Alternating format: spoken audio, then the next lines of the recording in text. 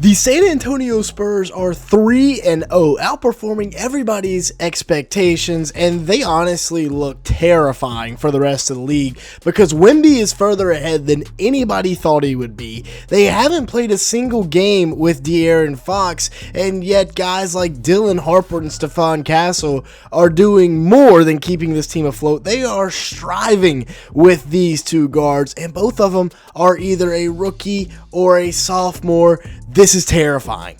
Now, Wemby is great and all, but first I want to talk about these guards. Dylan Harper and Stephon Castle have been outperforming everyone's expectations so far this year. And starting with Castle, he had another good game last night, 13 points, 6 boards, and 3 assists in 30 minutes. Now, he did have 5 turnovers, which is something we need to work on there, but 5 of 10 shooting from the field, 0 of 2 from 3, and his pick and roll reads have been extremely good this season. Like right here, where Nick Claxton, he's staying on Wemby. He's not really coming off Wemby when they're setting screens. It was a common theme throughout the day. And then he's attacking Terrence Mann as the rim defender, right? They're the same height, and he's more athletic. Not that hard to score. And then right here, he's going to find Champagne. Now, of course, Bismack Biyombo is not exactly Victor Wembanyama, so you're not really looking for him on this pick and roll, but they blitz him off the pick and roll. Ben Saroff strays over too far, and Champagne is left wide open in the corner for the immediate skip and the 3-ball. Great read right there. And then right here, just getting into the isolation after this Wemby screen. Wemby's going to take one defender with him. He gets the mismatch, crossover, get downhill. Now you've got him beat. Now you've got him reaching, and he's going to finish with that right hand. Could have been an and one if the ref decided to give it to him, and then just straight up isolation. I'm stronger than you. Get out of my way. And one. Now, as for Wemby, I said we'd talk about him, and the dude, he's way further ahead of schedule than anybody thought he would be. He had his worst shooting night of the year at 9 for 21 from the field, which is still just under 50%, and 3 of 6 from 3, He still had 31 points, 14 rebounds, 4 assists, 3 steals, and 6 blocks. I mean, talk about a box score. And what's really stood out to me has been his passing, the improvement there. He sees double teams coming earlier and anticipates it now. Like right here, Champagne's going to go to the rim, so one defender is going to have to drop with him. Cam Thomas, Terrence Mann goes at Wemby. He sees Devin Vassell wide open. You've got him overplayed on one side. The Nets doubles were interesting because they always came from the ball. Right, they would always come from next to the ball. Right here, this is just a Michael Porter Jr. issue. What are we doing? We're just going to completely leave Harrison Barnes go attack and try to double. Not even really try. And Harrison Barnes is just going to cut right back door for the reverse slam. Still got a little youth in those legs. Then Jalen Wilson's going to double once again from the strong side, and Michael Porter Jr. doesn't rotate quick enough. He's got to be gone as soon as Wilson goes. MPJ has to be going. Wilson gets there before MPJ even goes, and it leads to a wide open Devin Vassell 3. This is low-key turning into a Michael Porter Jr. flame session. Keldon Johnson cuts back door beautifully right there. But yeah, Wemby is pretty much unguardable. Right, finishing with the left right there after a couple of pivots. He's averaging 33 a game with 13 rebounds, 2.7 assists, and 6 blocks in 32 minutes while shooting 57% from the field and 36% from 3 on about 4 attempts per game. The dude is a must. He's become more efficient because I think he's driving more. That's unguardable right there. And he's the first player in NBA history to have 100 points and 18 blocks in the first 3 games of a season. Just an absolute eraser in the paint. Now, he has gotten dunked on a couple times, but still, that comes when you challenge every shot. He is the Western Conference Player of the Week, or at least he will be very shortly.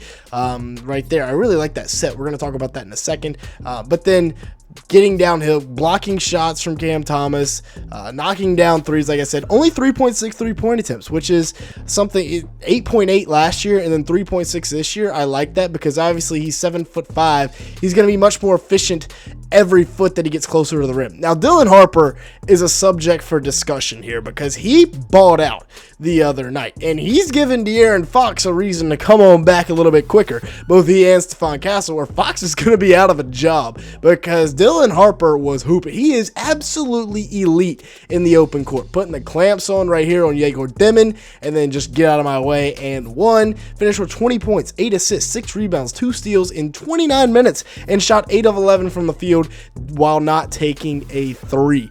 In transition, the dude is absolutely polished. He looks way more in control than a rookie playing his third game should. Little Euro step, flex on him, and then get right downhill, show it, and go with the right hand. That is beautiful. Fight for the offensive rebound, find a Wemby for the three. And yeah, if it wasn't for Cooper Flag, Dylan Harper would have hands down been the number 1 overall pick in this draft, and people forget that. And then operating out of the pick and roll, we're going to once again pick on Michael Porter Jr. here because Nick Claxton's not really leaving Wemby, so if Jalen Wilson doesn't fight hard and get through the screen, which he really doesn't, now it's up to Cam Thomas and Michael Porter Jr., and those are the two guys that don't play defense whatsoever, and he gets right to the rim and finishes. Keldon Johnson had a really good game as well.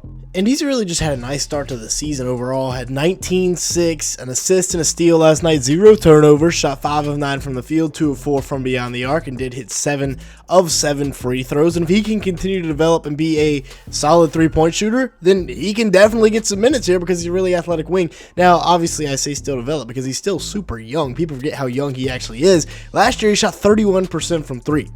That's not going to cut it. He's 50% so far, 3 for 6, so hopefully he can continue that. And then he's also learning to play within the Spurs system. Like right here, this is a really heads-up cut late in the game. This is a huge possession, and he realizes, hey, Noah Clowney, my guy, is going to double this, so let me just cut right in front of Cam Thomas and Michael Porter Jr. once again and get an easy layup because Simon says jump, and they both jump. Now, as for Devin Vassell, he's been really solid really throughout his career for the Spurs, and now he's being asked to play more like a role player than ever. At one point, he was kind of viewed as the franchise. Played really solid yesterday against the Nets, finished with 16, 3, an assist and a steal in 35 minutes. Shot 6 of 12 from the field and 4 of 6 from beyond the arc. So, I mean, if he's going to be efficient, that takes the Spurs to a whole other level. Obviously, he's still a fantastic defender. We looked at the wingspan earlier. Harrison Barnes played solid as well, showing, like we said, a little bit of youth in those legs, getting upstairs. And then right here, this is what I wanted to talk about. This is such a heads-up play by Barnes because they're going to trap the screen, so they're going to send it up to Barnes a little bit early, and Barnes is going to, without hesitation, throw it straight to Wemby, and it puts the backside guy in a bind in Jalen Wilson because essentially he has to choose between Wemby or Vassell. He chooses neither, and then what are you going to do about 7-5 rolling right down the lane? As for Julian Champagnie, he's become a really nice piece here in San Antonio. They got him for pennies on the dollar as well. He's averaging 8 points and 6 rebounds with 2 assists so far this year, shooting 50% from the field and 41% from 3 on 5 attempts, just being a really solid spacer, running in transition, and he started all 3 games. So with Barnes and Champagnie in there, the perfect glue guys on the wing, and not to mention their all-star, the only player on this team to have ever been an all-star, De'Aaron Fox,